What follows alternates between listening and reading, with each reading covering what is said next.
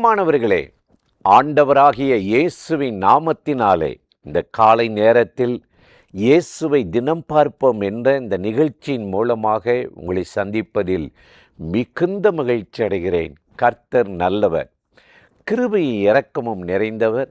இந்த நாளிலும் கட்டாயம் நம்மை ஆசீர்வதித்து கிருபையால் நிரப்பி நடத்துவார். இன்றைக்கும் ஒரு வேத வசனத்தை உங்களோடு பகிர்ந்து கொண்டு ஜெபிப்பது நல்லது என்று உணர்ந்தேன். வேதத்தில் யோவான் 5:14 ஆண்டவர் சொல்கிறார். என்ன சொல்கிறார் தெரியுமா? இதோ நீ சுஸ்தமானாய், இதிலும் கேடான நிலை உனக்கு வராதபடி பாவம் செய்யாத அப்படின்ற. இது ஒரு முறை இல்லை, 2 முறை இல்லை, பல இடத்துல சொல்கிறாரு. யோவான் 8:11 சொல்கிறாரு, விபச்சாரத்தில் பிடிபட்ட பெண்ணை இயேசுவினிடத்தில் கொண்டு வந்து நிறுத்தின போது ஆண்டவர் அந்த பெண்ணை காப்பாற்றுகிறார். குனிந்து எழுதுகிறார், உங்களில் பாவம் இல்லாதவன் முதல் கல்லெடுத்து எறியட்டும். எல்லாரும் கல்லை கீழே போட்டு போயிட்டாங்க. ஆண்டவர் நிமிர்ந்து பார்த்தா ஒருத்தரையும் காணா. அப்போ அந்த பெண்ணிட்ட ஆண்டவர் பேசுகிறாரு, ஒருத்தர் உன்னை தீர்ப்பிடலையா? இல்லை ஆண்டவரே, நானும் தீர்ப்பிட மாட்டேன், இனி போய் பாவம் செய்யாத. ஆண்டவர் ஒரு காரியம் சொன்னால் அதை செய்யாமல் இருக்கிறது தான் நல்லது. ஆனால் மனிதனுடைய இயல்பு என்ன எப்படி தெரியுமா? ஆண்டவர் சொன்னதுக்கு மாறாக விரோதமாக வாழ்வு. இந்த கனியை நீ புசிக்க வேண்டான்னு ஆதாமுக்கு ஏவாளுக்கு சொன்னால் அதை மீறி புசிக்கிறாங்க. செய்யக்கூடாதுன்றதை செய்கிறது தான் சாத்தானுடைய வேலை. மனுஷனை அப்படி தான் தேவனுக்கு விரோதமாக திருப்பி விடுகிறான். அப்போ 38 வருஷமாக அந்த பெதஸ்தா குளத்தில் திமிர்வாதத்தில் படுத்திருந்த அவனை தேவாலயத்தில் இயேசு கண்டு சுகமாக்கிட்டாயே, மீண்டும் கேடான நிலை உனக்கு வராதபடி போய் பாவம் செய்யாத அப்படின்றார். அப்போ ஆண்டவருக்கு ரொம்ப நன்றியாக இருக்கணுங்க. நம்ம ஆண்டவரை மறந்துடக்கூடாது. பைபிளில் எசேக்கியான்னு ஒரு ராஜா இருந்தான்.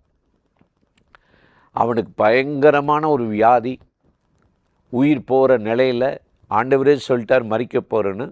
அவன் அழுத அழுகை ஆண்டவரை நோக்கி முறையிட்டதற்கு தேவன் இறங்கி 15 வருஷத்தை கூட்டி கொடுத்தாராம். ஆனால் அவரை பற்றி வேதம் சொல்லுது, 2 நாளாகமம் 32:25 எசேக்கியா தனக்கு தேவன் செய்த உபகாரங்களுக்கு நன்றியாய் வாழாமல் மனமேட்டிமையாகி தேவ கோபத்துக்குள்ளானான். ஏன்னா அவனை சுகமாக்கின உடனே ஆண்டவருக்கு நன்றி சொல்லான். என் ஆயுசு நாளெல்லாம் கர்த்தர் என்னை காப்பாற்றியதை என் ஆத்மாவின் கசப்பை நினைத்து நன்றியாய் நடப்பேன்னு சொல்லி ஏசாயா 38:15 அவன் தான் சொல்கிறான். ஆனால் கொஞ்ச நாள் ஆகி ஆண்டவர் காப்பாற்றின உடனே வசதி வாய்ப்பு பெருக, வேலை வர, வருமானம் பெருக, மனமேட்டிமையாகி கடைசியில் மறுபடியும் அந்த வியாதி தலை தூக்குற மாதிரி பாவம் தலை தூக்கிடுச்சு. ஆண்டவருடைய கோபத்துக்குள்ளாயிட்டான். அதனால தான் ஆண்டவர் சொல்கிறாரு, 10 பேரை சுகமாக்கணும்ல, 9 பேர் எங்கப்பான்னு கேட்குறார். இன்றைக்கு நம்முடைய ஆன்மீக வாழ்க்கையில், கிறிஸ்துவ வாழ்க்கையில், ஜெப ஜீவியத்தில் கர்த்தர் நமக்கு ஒரு காரியம், ஒரு நன்மை செய்தால், ஒரு ஆபத்திலேருந்து காப்பாற்றினா, நம்ம எதிர்பார்த்த காரியத்தில் ஜெபத்தை கேட்டு உயர்த்தினா அவருக்கு ரொம்ப நன்றியாக இருக்கணும். மீறி மீறி அசட்டை பண்ணி ஆண்டவர் செய்யாதுன்னு செய்யும்போது அவர் சமூகத்திலேருந்து துரத்திடுவார், நம்ம ஜெபத்தை தள்ளிடுவார். அதனால தான் 66ஆம் சங்கீதம் 20 சங்கீதக்காரன் சொல்லுகிறார், என் ஜெபத்தை தள்ளாமலும் தம்முடைய கிருபையை என்னை விட்டு எடுக்காமல் இருக்கிற தேவனுக்கு ஸ்தோத்திரம் என்று சொன்னார். இன்றைக்கு இந்த காலை நேரத்தில் இந்த நிகழ்ச்சியில் இணைந்து இந்த வார்த்தைகளை கேட்கிற என் அன்பு சகோதர சகோதரிகளே, இன்றைக்கி ஆண்டவர்கிட்டருந்து நீங்கள் துரத்தப்படக்கூடாது, தள்ளப்படக்கூடாது. என்ன செய்யணும்?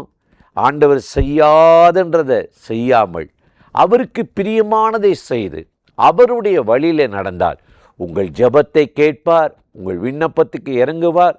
இன்றைக்கு செய்ய போகிற ஒரு காரியத்தில் அனுகூலமான ஒரு வழியை திறந்து இந்த நாளில் உங்களை அற்புதமாய் ஆசீர்வதித்து நடத்துவார்.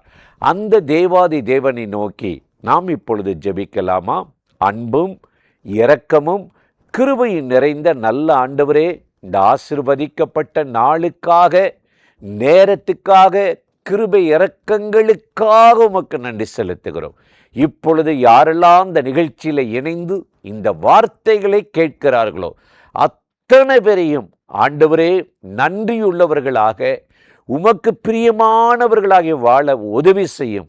மீண்டும் கேடான ஒரு நிலை வராதபடி, பாவம் செய்யாதபடி நன்றியுள்ளவர்களாய் வாழ உதவி செய்யும். இந்த நாளில் அவர்கள் கையிட்டுச்சர வேலைகளை ஆசீர்வதித்து உம்முடைய நன்மையாளன் கிருபையாளன் நிரப்பி நடத்தும்படி இயேசுவின் நாமத்தில் ஜெபிக்கிறோம் நல்ல பிதாவே. ஆமேன், ஆமேன், ஆமேன்.